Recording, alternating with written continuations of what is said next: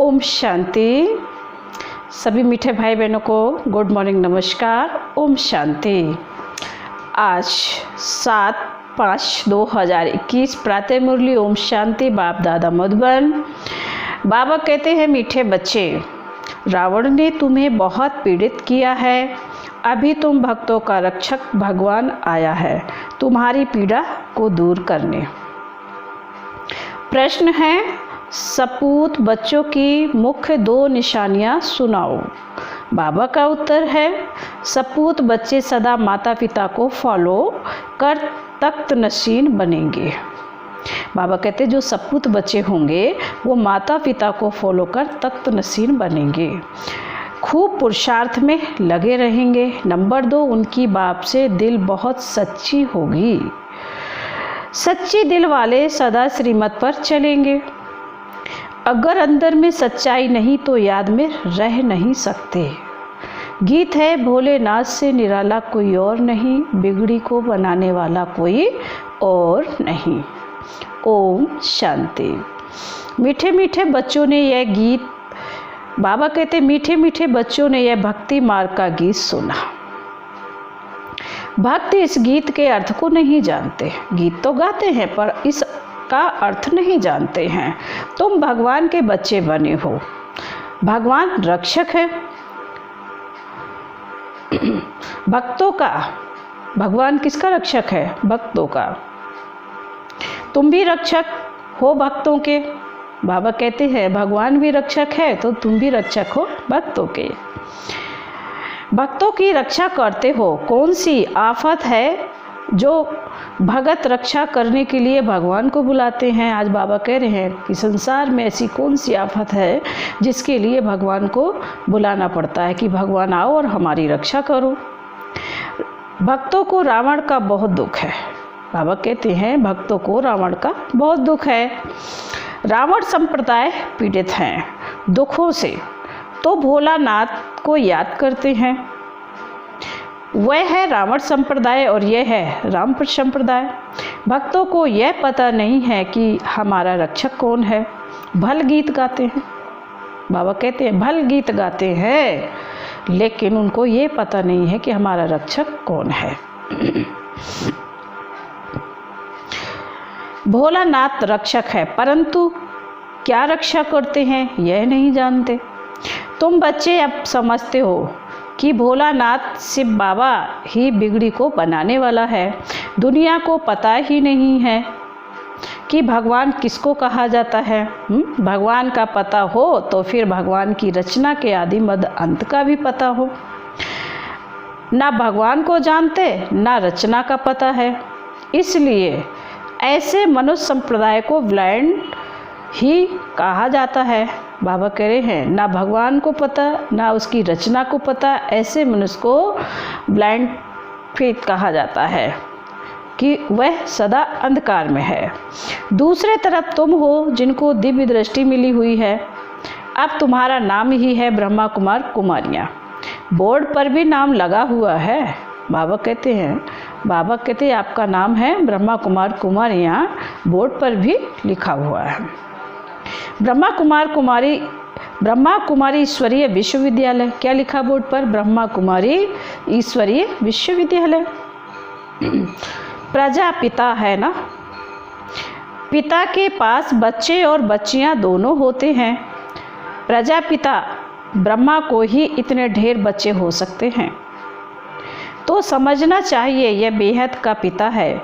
यह भी जानते हैं ब्रह्मा विष्णु शंकर को रचने वाला बाप ही है, जिसको निराकार कहा जाता है। यह हो गया बेहद का बाप। यह भी जानते हो परम पिता परमात्मा ब्रह्मा द्वारा रचना रचते हैं।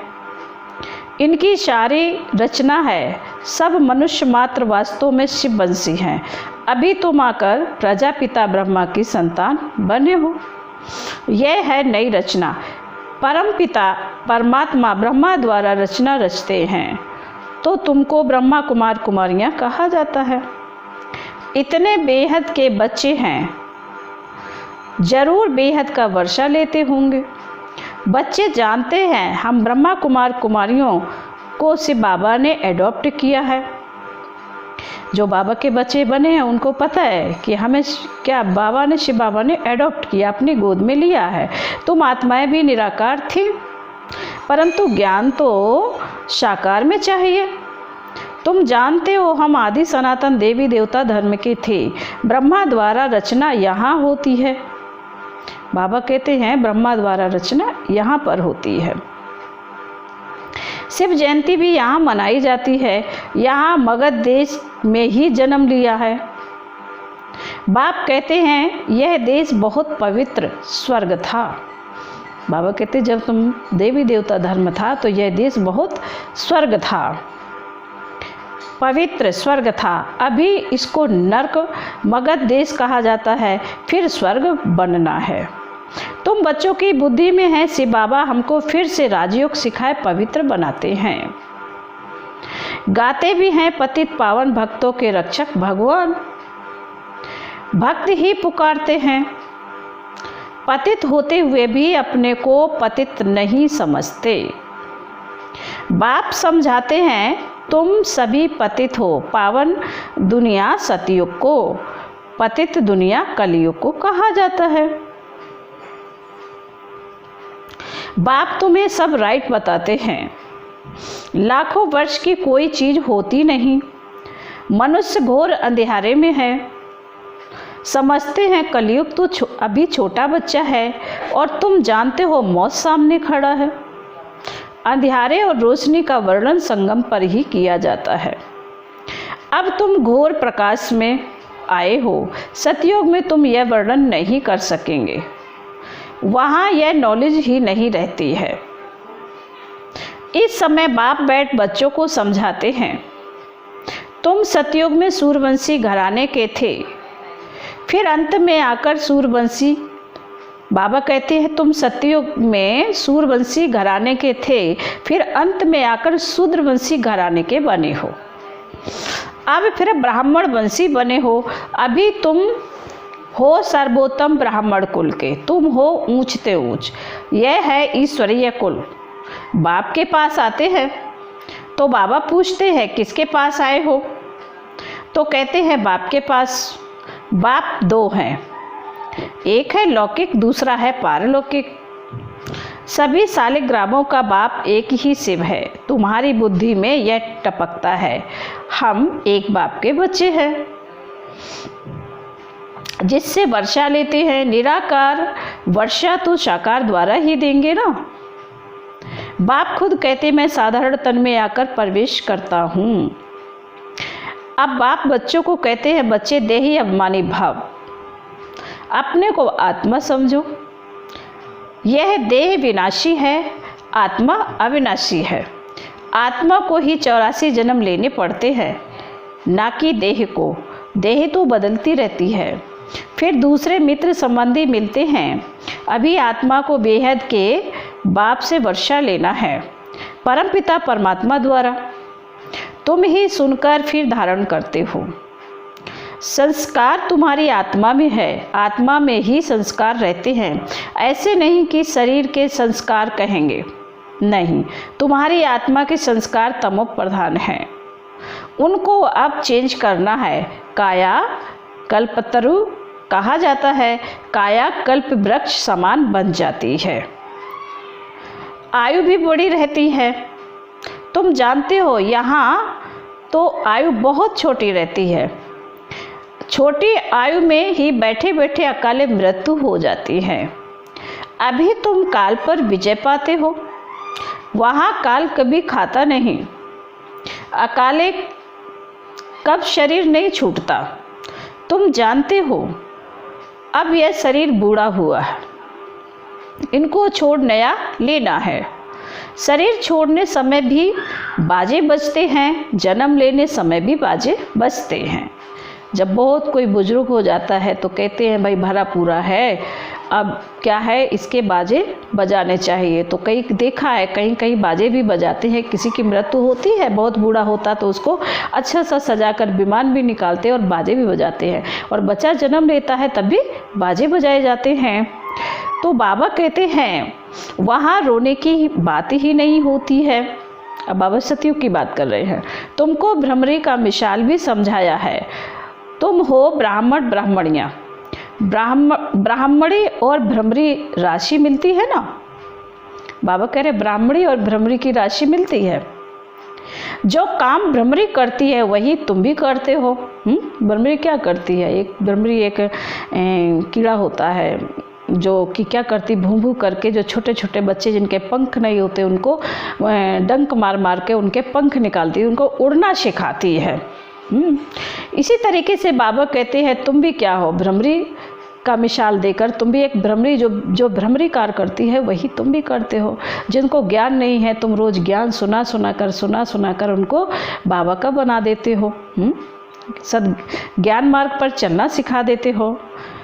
इसीलिए बाबा भ्रमरी का दृष्टांत कछुए का, सर्प का, यह सब शास्त्रों में है।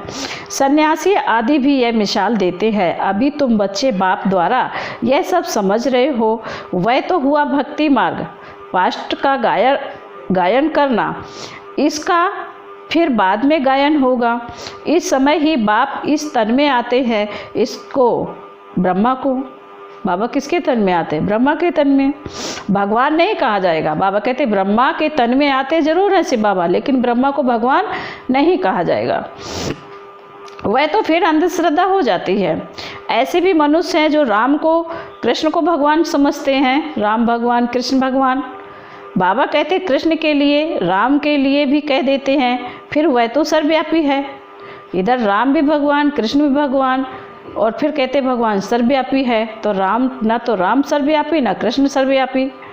तो बाबा कहते कोई कृष्णपंथी कोई राधेपंथी होते हैं। राधेपंथी वाले कहेंगे सर्वस्त्र राधे ही राधे है। बाबा कहते हैं कृष्णपंथी वाले कहेंगे जिधर देखे कृष्ण ही कृष्ण है, और रामपंथी वाले कहेंगे जिधर देखो राम ही राम। समझते हैं राम कृष्ण से बड़ा है, क्योंकि राम को त्रेता में और कृष्ण को द्वापर में ले गए हैं, जबकि ऐसा है नहीं। क्योंकि कृष्ण सतयुग का प्रिंस है और राम त्रेता युग का। कृष्ण 16 कला संपूर्ण है और राम 2 कलाएं कम हैं, 14 कला हैं। तो त्रेता युग में 2 कलाएं घट जाती हैं। संसार वाले कहते हैं कि राम बड़े और कृष्ण छोटे। बाबा कहते हैं कितना ज्ञान है। अब बाप तुम बच्चों को समझा रहे हैं। कितने ढेर ब्रह्मा कुमार कुमारियां हैं, जरूर बेहद का बाप होगा। तुम कोई से पूछ सकते हो कभी नाम सुना प्रजापिता ब्रह्मा का? बाबा कहते बाप ने स्वर्ग की नई रचना रची है, गाया भी जाता है ब्रह्मा द्वारा। ब्राह्मण, जब तक तुम सब ब्राह्मण ब्रह्मा की मुख वंशावली नहीं बने हो तब तक दादे का वर्षा ले नहीं सकते।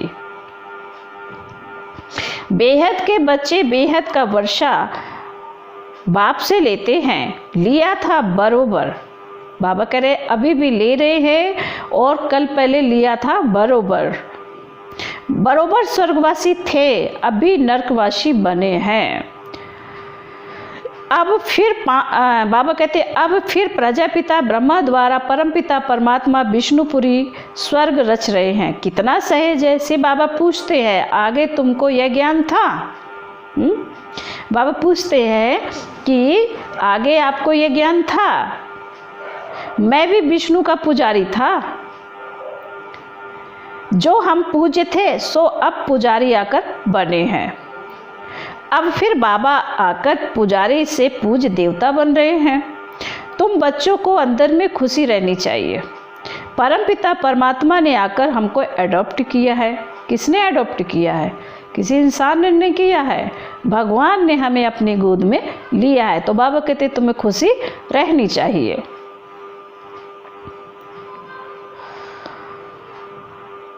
बाबा कहते हैं बहुत मनुष्य होते हैं जिनको अपने बच्चे नहीं होते तो एडॉप्ट करते हैं ना। संसार में भी जिनके बच्चे नहीं होते तो वो गोद में लेते हैं, बच्चा गोद ले लेते हैं। अब बाप जानते हैं मेरे बच्चे सब रावण के बन गए हैं, इसलिए मुझे आकर फिर से एडॉप्ट करना पड़े। एडॉप्शन कितनी वंडरफुल है तुम ही जानते हो। शिव बाबा ने हमको ब्रह्मा द्वारा एडॉप्ट किया है। शिव बाबा कहते मैंने तुम बच्चों को एडॉप्ट किया है, तुमको बेहद का सुख का वर्षा देने के लिए। यह ब्रह्मा तो दे नहीं सकते, यह भी मनुष्य हैं। बाबा कहते हैं ये ब्रह्मा आप नहीं दे सकते हैं, सतयुग की वर्षा ब्रह्मा नहीं दे सकते हैं। इसलिए बाबा कहते हैं यह भी मनुष्य है ना, प्रजापिता ब्रह्मा, मनुष्य यह ज्ञान नहीं देते। बाबा क्लियर बताते मनुष्य को ज्ञान नहीं दे सकते। ज्ञान का सागर निराकार परमपिता परमात्मा ही बैठ यह ज्ञान देते हैं। ब्रह्मा को अब विष्णु को ज्ञान का सागर नहीं कहा जाता है। इन तीनों की महिमा अलग है। ज्ञान का सागर पतित पावन एक बाप ही है। सारे मनुष्य के, बाबा कहते सारी दुनिया के मनुष्य मात्र उनको बुलाते हैं। अंग्रेजी में भी कहते हैं वह लिबरेटर है, दुखों से छुड़ाने वाला है। जिससे दुख मिलता है उससे लिबरेट किया जाता है। बाप भी यहाँ आकर रावण से लिबरेट करते हैं। रावण राज भी यहाँ हुआ है, यहाँ ही रावण को जलाते हैं। जलाकर फिर कहते हैं सोने की लंका लूटने जाते हैं। उनको तो कुछ पता ही नहीं है रावण क्या चीज़ है। बाबा कहते हैं यहाँ रावण को जलाते हैं, उनको कुछ पता नहीं है रावण क्या चीज़ है, कब का यह दुश्मन है। समझते हैं राम की सीता चुराई गई, यह नहीं समझते कि हम सब सीताएं हैं। वो त्रेता वाले राम की सीता का वो समझते हैं कि राम की सीता चुराई। हम रावण की जेल में फंसी हुई हैं, ये नहीं समझते हम सब सीताएं हैं। हम सब सीताएं रावण की जेल में फंसी हैं। यह ज्ञान किसमें भी नहीं है। कथाएं बैठ सुनाते हैं। शिव बाबा कहते हैं मैं दूर देश का रहने वाला, आया हूँ देश पराए। बाबा कहाँ के रहने वाले हैं? परम धाम के रहने वाले हैं और रावण के देश में आए हैं हम बच्चों के लिए। बाबा कहते हैं यह पतित दुनिया है, यह रावण की दुनिया है। बुलाते भी है, हे बाबा आओ हम पतित बन गए हैं। बाप कहते हैं हमको पावन बनाने इस पतित दुनिया में आना पड़ता है और मुझे आना भी उस तन में है जो पहले नंबर में पावन था। जो सुंदर था वही अब श्याम बना है, इसलिए कृष्ण को श्याम सुंदर कहा जाता है।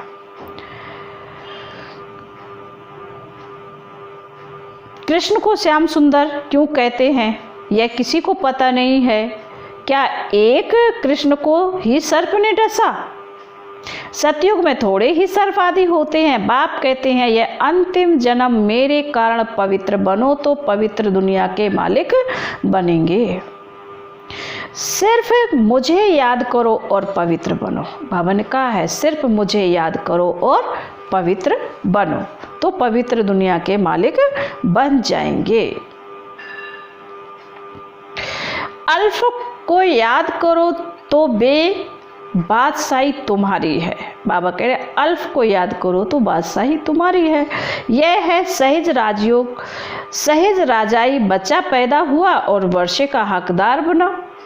यहाँ भी बच्चे जानते हैं कि हम बाप के बने तो स्वर्ग की राजाई के हम हकदार हैं। अब बाप कहते हैं सतो प्रधान से तुम तमो प्रधान बन गए हो। फिर सतो प्रधान बनना है। योग और ज्ञान सिखाने में 1 सेकंड लगता है। बच्चा पैदा हुआ और वारिस निश्चय किया तुम बाप के बने हो तो राजधानी का वर्षा तुम्हारा है। परंतु राजा रानी सब तो नहीं बनेंगे। यह है राजयोग। राजा रानी प्रजा साहूकार गरीब सब चाहिए, इसलिए रुद्रमाला भी बनी हुई है। जो भक्ति मार्ग में जपते हैं तुम जानते हो हम राजयोग सीखने आए हैं। माता पिता को फॉलो कर पहले पहले सूर्यवंशी चंद्रवंशी बनेंगे। तुम जानते हो हम राजयोग सीखने आए हैं। सपूत बच्चे वह जो माता पिता को फॉलो कर तख्त नसीन बने। पुरुषार्थ खूब करना चाहिए। बाप कहते हैं मुझे याद करो, तो करते नहीं, श्रीमत पर चलते नहीं। अंदर सच्चाई नहीं है। दिल सच्चे हो तो श्रीमत पर चलते, बाप को याद करते रहें। श्रीमत पर ही तुमको दादे से वर्षा मिलता है। ब्रह्मा स्वर्ग का वर्षा दे नहीं सकते। दादे की कमाई पर पोतरे का हक रहता है। बाप की कमाई के बच्चे भागीदार बनते हैं तो हकदार है। यहाँ तुमको शिव बाबा से वर्षा मिलता है। ज्ञान रतन बाप से ही मिलते हैं। तुम जानते हो हम ब्राह्मण ही सो फिर देवी देवता बनेंगे। जगत अम्बा कौन है? बाप समझाते हैं यह ब्राह्मणी थी, ज्ञान ज्ञानेश्वरी थी, फिर राज राजेश्वरी बनती है। तुम भी ऐसे बनते हो। बाबा कहते अच्छा। मीठे मीठे शिकीले दे बच्चों प्रति माता पिता बाप दादा को याद प्यार और गुड मॉर्निंग। रूहानी बाप की रूहानी बच्चों को नमस्ते। हम रूहानी बच्चों की रूहानी बाप दादा को नमस्ते नमस्ते नमस्ते। ओम शांति ओम शांति ओम शांति। फिर धारणा के लिए मुख्य सार नंबर 1, आत्मा में जो तमो प्रधानता के संस्कार हैं उन्हें याद के बल से चेंज करना है, सतो प्रधान बनना है। नंबर 2, बाप से राजाई का वर्षा लेने के लिए, बाप से राजाई का वर्षा लेने के लिए सपूत बच्चा बन श्रीमत पर चलना है। सच्चे बाप से सच्चा रहना है। माता पिता को पूरा फॉलो करना है। ज्ञान रत्नों का ध्यान करते रहना है। बाबा ने कहा माता पिता को पूरा फॉलो करना है, ज्ञान रत्नों का दान करते रहना है। वरदान है सहयोग की शक्ति से असहयोगियों को सहयोगी बनाने वाले बाप समान परोपकारी भव। फिर बाबा कहते हैं सहयोगियों के साथ सहयोगी बनना यह कोई महावीरता नहीं है।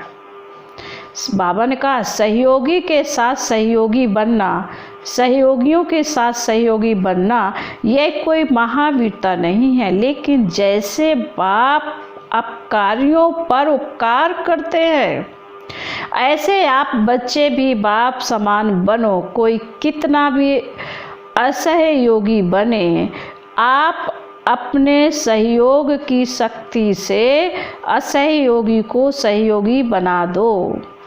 ऐसे नहीं सोचो कि इस कारण से यह आगे नहीं बढ़ता। बाबा कहते ऐसे नहीं सोचो कि इस कारण से यह आगे नहीं बढ़ता। कमज़ोर को कमज़ोर समझकर छोड़ ना दो, लेकिन उसे बल देकर बलवान बनाओ। इस बात पर अटेंशन दो तो सर्विस के प्लेन्स रूपी जेवरों पर हीरे चमक जाएंगे, अर्थात सहज प्रत्यक्षता हो जाएगी। स्लोगन है क्रोध का कारण है, क्रोध का कारण है स्वार्थ व ईर्ष्या। यही चिड़चिड़ेपन की जड़ है, पहले इसे ही समाप्त करो। ओम शांति।